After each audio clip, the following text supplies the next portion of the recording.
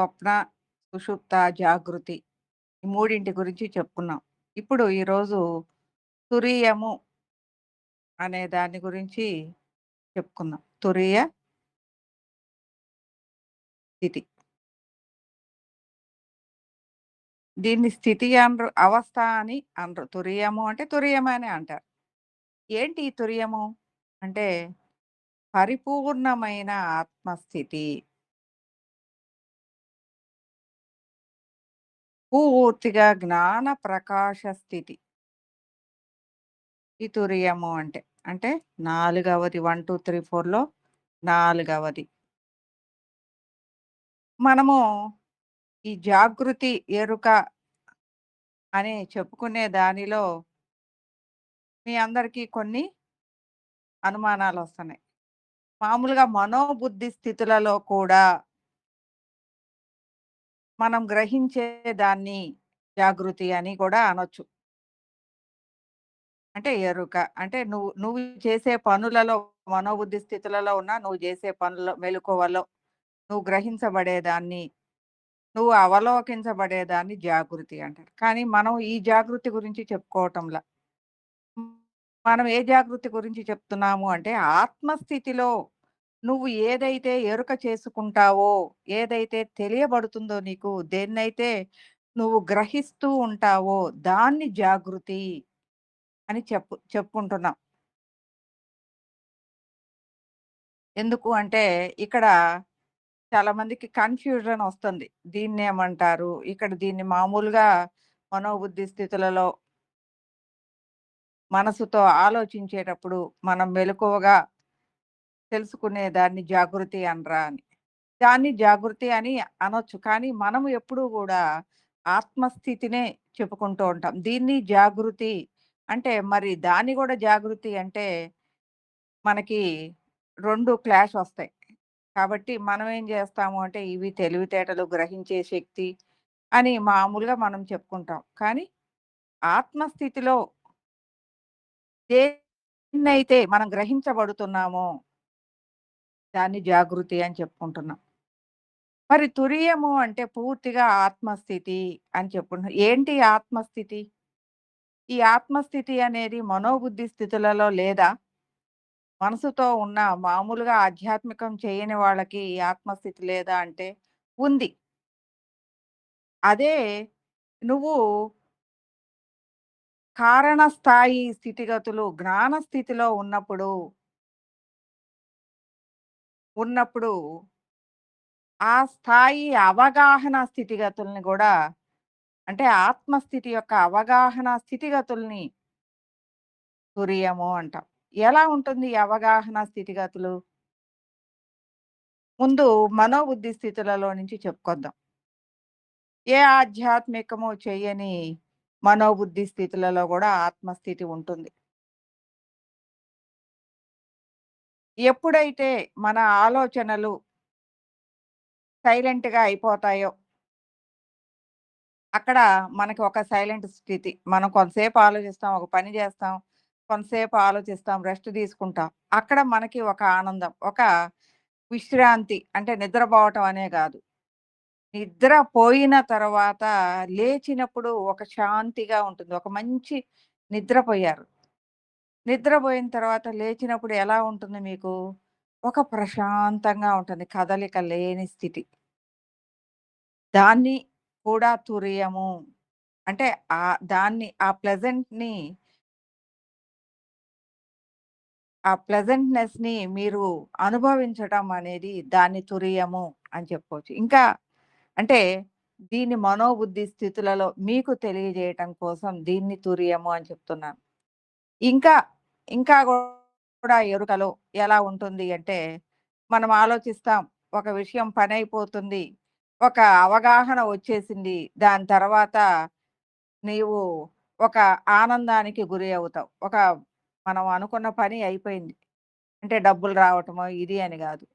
మనము ఏదైనా ఒక పని ఒక ఆహ్, నేను దాదాపు ఎక్కువ మ్యాథ్స్ చెప్తూ ఉంటాననుకోండి. లేదు సైన్స్ అనుకోండి. ఏదన్నా అనుకోండి. మీకు ఇష్టమైన సబ్జెక్ట్‌లో మీరు చక్కగా పార్టిసిపేట్ చేశారు. దాన్ని చక్కగా కంప్లీట్ చేశారు. కంప్లీట్ చేసిన తురి స్థితి అనేది అది. అలాగే సమస్త ఆత్మ స్వరూపము అనేది మనం చెప్పుకోవాలి అనంటే, సమస్తములో ఉన్న ఆత్మ స్థితిలో ఉన్న అనుభవ జ్ఞానము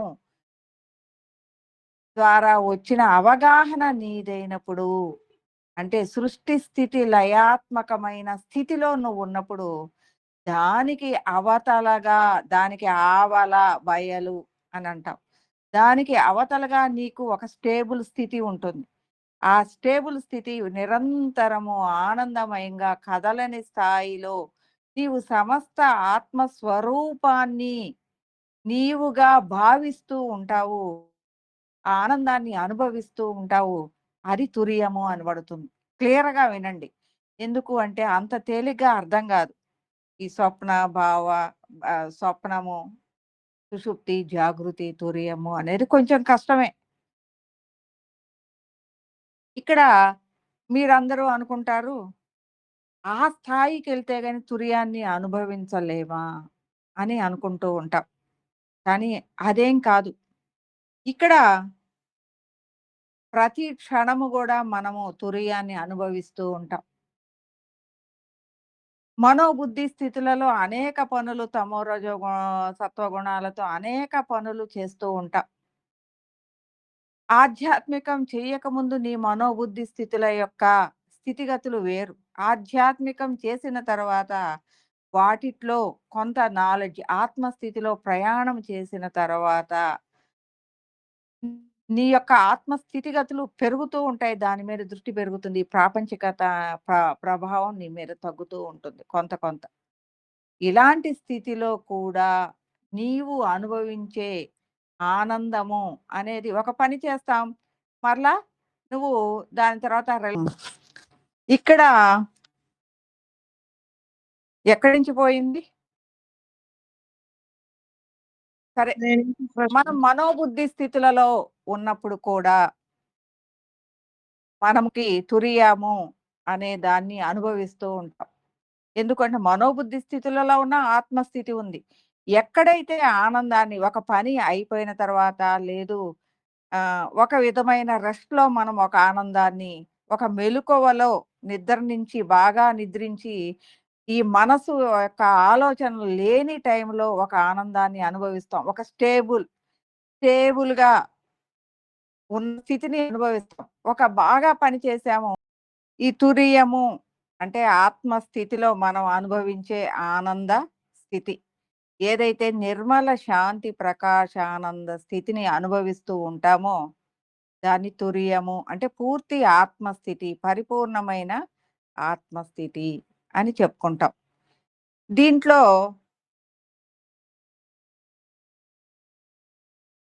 మామూలుగా మనం ఆధ్యాత్మికం చేయకపోతే ఈ తురియము అనే దాన్ని అనుభవించలేమా అంటే, ఆ సంగతి అది ఉంది అన్న స్థితి కూడా అర్థం గాని స్థితిలో ఉంటది.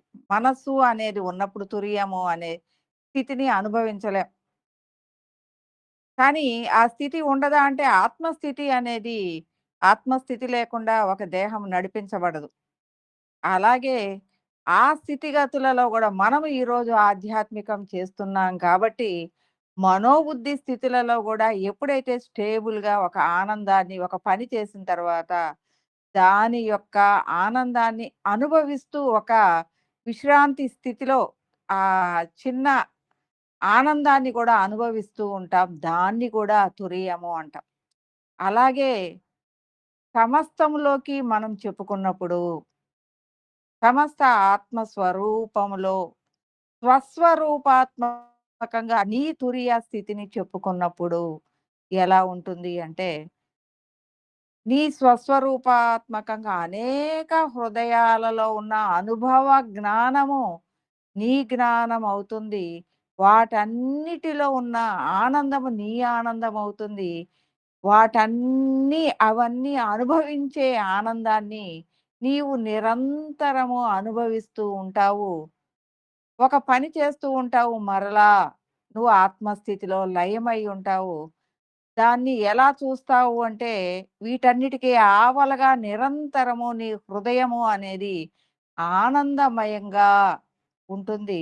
దాన్నే తురియము అంటాం. దీన్ని ఈ తురియాన్ని గూడా మనం 1, ప్రతి దానిలో 1, 2, 3, 4 అని జెప్పుకుంటాం. ఎలా ఉంటది అంటే, ఆధ్యాత్మికం చెయ్యకముందు ఒక మ్యాథ్స్ చేస్తే, చేసిన తర్వాత ఒక ఆనందాన్ని పొంది, ఒక రిలాక్స్‌డ్‌గా ఫీలవుతూ, ఒక లోపల ఆనందాన్ని పొందుతావు. దాన్ని గూడా నీ ఆత్మస్థితిలో నువ్వు లయమయ్యుండే స్థితి. దాన్ని గూడా తురియం అంటే మీకందరికీ బాగా అర్థం కావాలి అనంటే అలా జెప్పుకోవచ్చు. ఇంకా ఈ 1, 2, 3, 4లో నువ్వు ఈ దేహ స్థితి నుంచి, ఈ ప్రాపంచక స్థితి నుంచి నువ్వు ఆత్మస్థితికి ప్రయాణం చేసేటప్పుడు, ఈ తురియము అనే స్థితి గూడా నీకు పెరుగుతూ ఉంటుంది. ఎలా పెరుగుతుంది అంటే, నీ స్వస్వరూపాత్మకమైన అవగాహన, నీ కాన్ఫిడెన్స్, వినయ, విశ్వాస, భావోన్నత ప్రియత్వాలు. అంటే నీలో న్యూట్రల్ స్టేజ్, ఈ సమత్వ భావన అనేది ఎప్పుడైతే వస్తుందో, అన్నిటి యొక్క హృదయాలలో నువ్వు లయమై ఉంటావో, ఆ ఫీలింగ్‌ని పొందుతూ ఉంటావో, వాటన్నిటిలో ఉన్న జ్ఞానమే ఆనందమై ఉంటుందో, దాన్ని నువ్వు నిరంతరము ఫీల్ అవుతూ ఉంటావు. దాన్ని బాగా చెప్పాలి అంటే, బాగా మంచి నిద్రపోయావు. ఏకుందామని ఎప్పుడో మెలుకువ వస్తుంది. హాయిగా, ఆనందంగా, అలా కదలని స్థితిలో ఏ ఆలోచన ఉండదు. మనసు పని చేయదు. ఆ ఆనందంగా ఎప్పుడైతే లయమై ఉంటావో మెలుకువలో, దాన్ని తురియము అంటాం. మీకు అన్నీ కూడా ఎగ్జాంపుల్స్‌గానే ఇస్తున్నా. తురియము అంటే పరిపూర్ణమైన తురియము అంటే మొత్తం సమస్త ఆత్మ స్థితిలో నువ్వు ఉండటము. దాన్ని, ఆ ఆనందాన్ని అనుభవించటము అనేది తురియము అని చెప్పబడుతుంది. అదే నీ దాకా చెప్పబడితే ఆ తురియము అనేది మీకు అర్థమయ్యే ఉంటుంది. కాబట్టి మీరందరూ మంచిగా ధ్యానం చేస్తూ ఉంటారు. అందరికీ ధ్యానము అంటే బాగా తెలుసు. ఈ ధ్యానం చేస్తూ ఉన్నప్పుడు మీలో అనేక ఆలోచనలు వస్తూ ఉంటాయి. ఈ అనేక ఆలోచనలు చిన్నగా స్టేబుల్ అవుతా ఉంటాయి. మీ శ్వాసని గూడా స్టేబుల్ అవుతా ఉంటది. ఆలోచనలు తగ్గినప్పుడు శ్వాస గూడా తగ్గుతది. చిన్నగా మీ లోపలికి మీరు లయమవుతూ ఉంటారు. ఈ లయం గూడా అయిపోయిన తరువాత మీలో కదలిక లేని స్థితి ఉంటుంది. ఒక ఆనందమయ స్థితిని అనుభవిస్తూ ఉంటారు. కాళ్ళు, చేతులు గూడా కదిలించలేం. అవి ఇబ్బందిగా ఉన్నా గూడా కదిలించకుండా లోపల ఉన్న ఆనందాన్ని అనుభవిస్తూ ఉంటారు. దానితో లయమై ఉంటారు. ఇక వేటిని, ఈ దేహములో ఉన్న దేని వైపు నీ దృష్టి పట్టించుకోదు. అలాంటి ఆనంద స్థితిని తురియము అని చెప్పుకోవచ్చు. ఇలా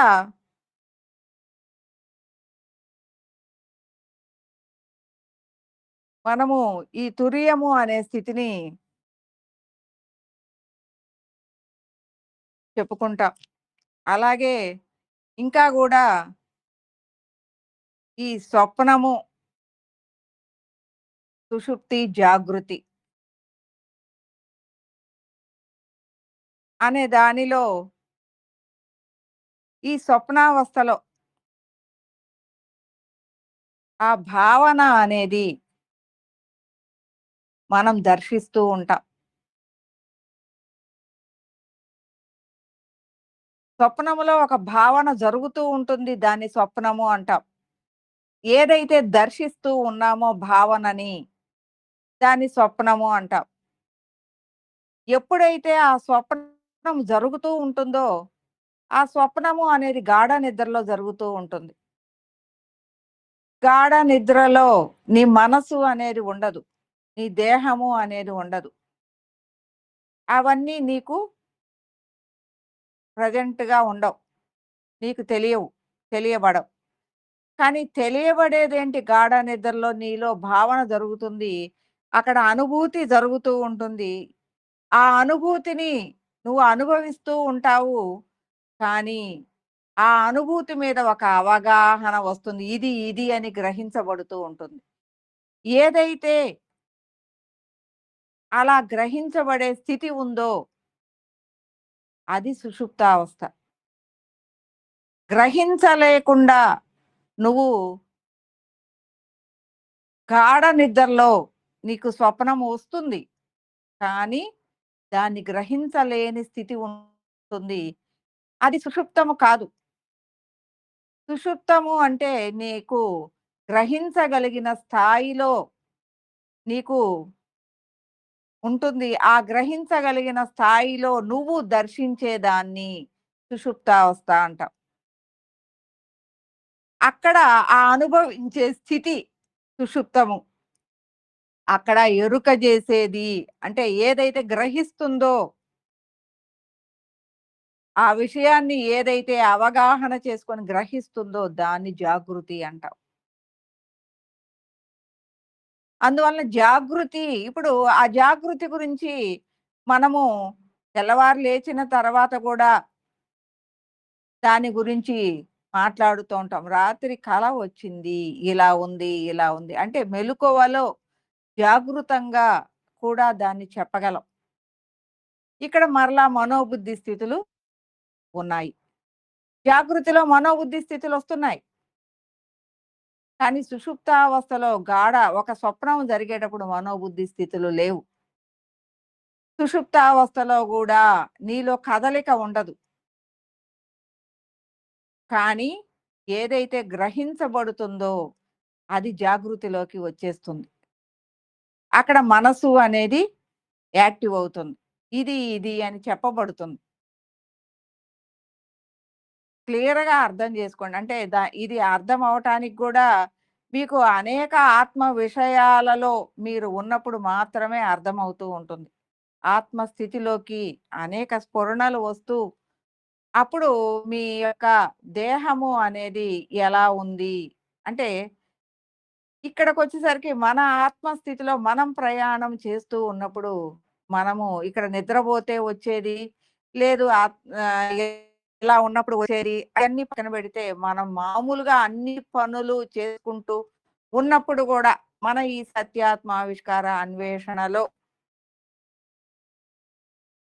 మనము ఈ దేహ స్థితి నుంచి ఆత్మస్థితి వైపు దృష్టి పెట్టి ప్రయాణం చేస్తూ ఉన్నాం. ఇలాంటి స్థితిలో మనకి అనేక ఆత్మ విషయాలు, ఆత్మ అవగాహనలు మనలోకి స్ఫురణాత్మకంగా అంటే స్ఫురణగా మనకి ఎన్నో విషయాలు ఎందుకు అంటే మన ఆలోచన నిరంతరం మన మతి అనేది నిరంతరము ఆత్మస్థితి మీద పెట్టాం.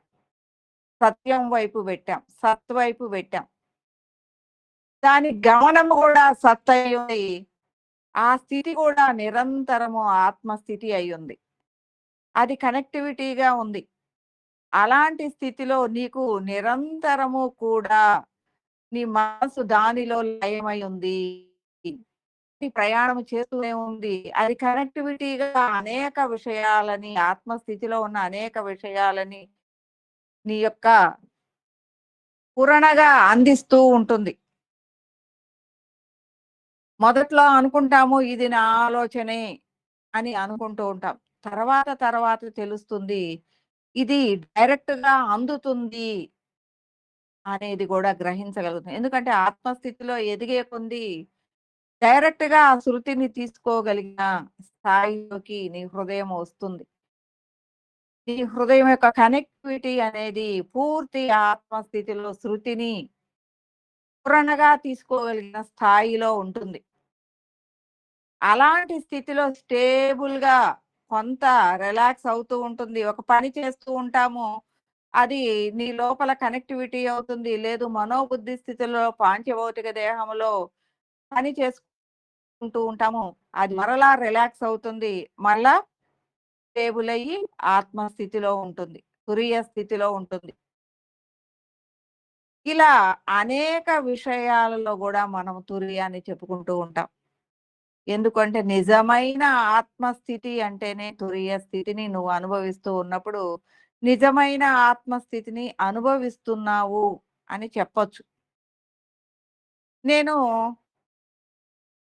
ఈ తురీయ స్థితి అట్ ద బిగినింగ్‌లో చెప్పేదాన్ని గాదు. ఎందుకు అంటే నాకు ఆ అనుభవం రాలేదు.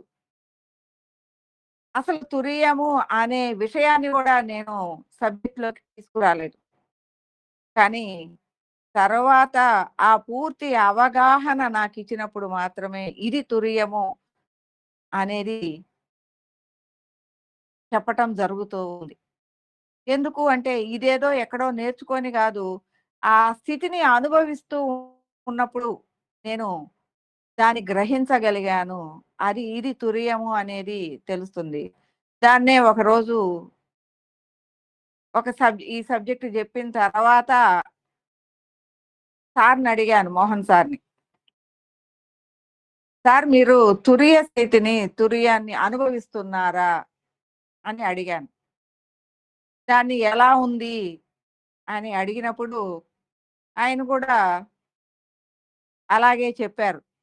ఇలా ఉంది. ఇలాంటి స్థితిలో నేను అనేక విషయాలలో నా మనసు అనేక ఆలోచనలు చేస్తుంది. మరలా స్టేబుల్‌గా అయిపోతుంది.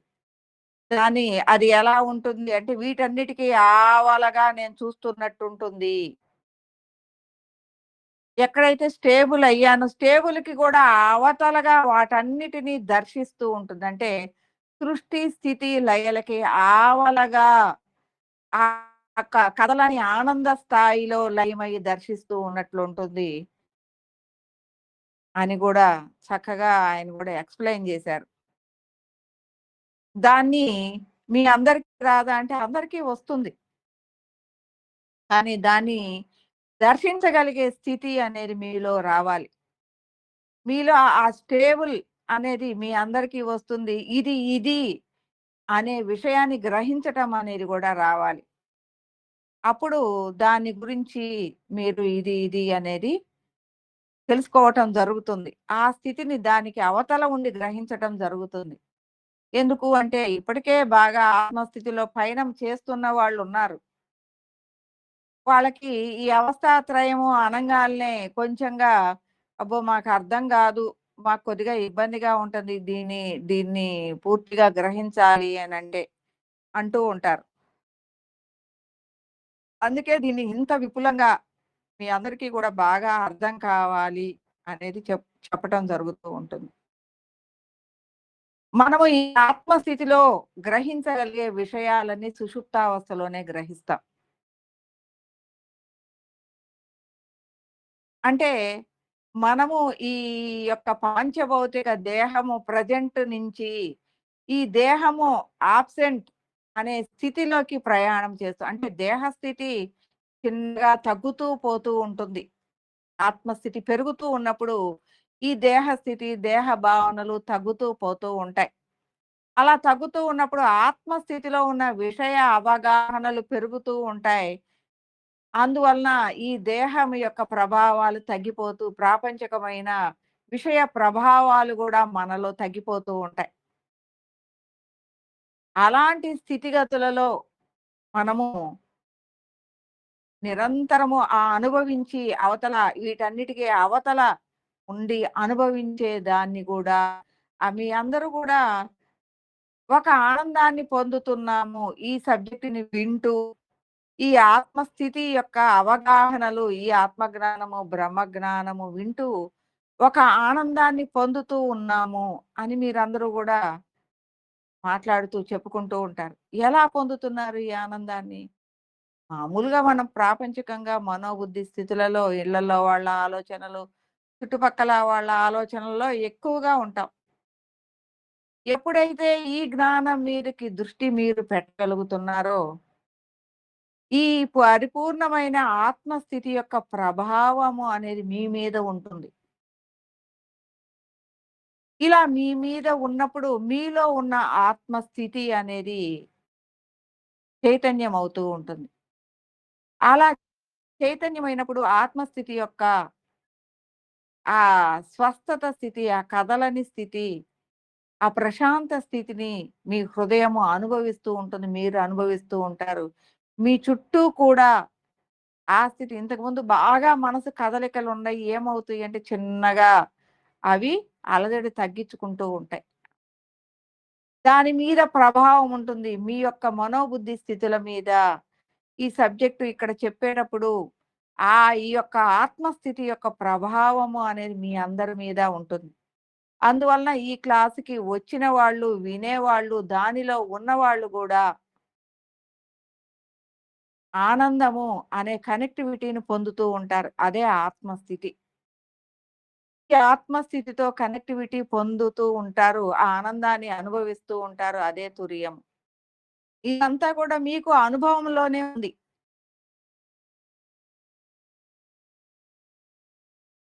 మీరందరూ గూడా గ్రహిస్తూనే ఉన్నారు. దాన్ని అనుభవిస్తూనే ఈ అవగాహన, అనుభూతి వీటన్నిటిని కూడా ఇంట్లో కూడా అన్ని పనులు చేసుకుంటూ ఉంటారు. ఈ అన్ని పనులు అయిన తర్వాత మరలా కొంత ఆనందాన్ని పొందుతూ ఈ ఆత్మస్థితి మీద మీకు మరలా ఆ యొక్క ఆత్మస్థితి, ఆ ఆనందాన్ని కనెక్టివిటీగా పోయే కొద్దీ సంవత్సరాలు పెరిగే కొద్దీ మీలో ఆత్మస్థితి పెరుగుతూ ఉంటుంది. మీలో ఈ ఆనందం యొక్క కనెక్టివిటీ, ఈ ఆనందం యొక్క స్థితి అనేది పెరుగుతుంది. ఆత్మస్థితి యొక్క కనెక్టివిటీ అంటే ఆనంద స్థితి పెరగటమే. అది నీ మీద ప్రభావంగా ఉంటుంది. అది నీ చుట్టుపక్కల ఏ మనోబుద్ధి స్థితులలో ఉన్న కలతలు, దుఃఖము, బాధలు, విషయాలు, ప్రభావాలు ఇవన్నిటికి కదలని స్థాయిలో వాటన్నిటికి అవతల నిరంతరము ఆనందిస్తూ ఉంటుంది తురియంలో. ఇలాంటి స్థితిగతులలో ఆనందాన్ని పొందటమే తురియము అని చెప్పుకుంటాం.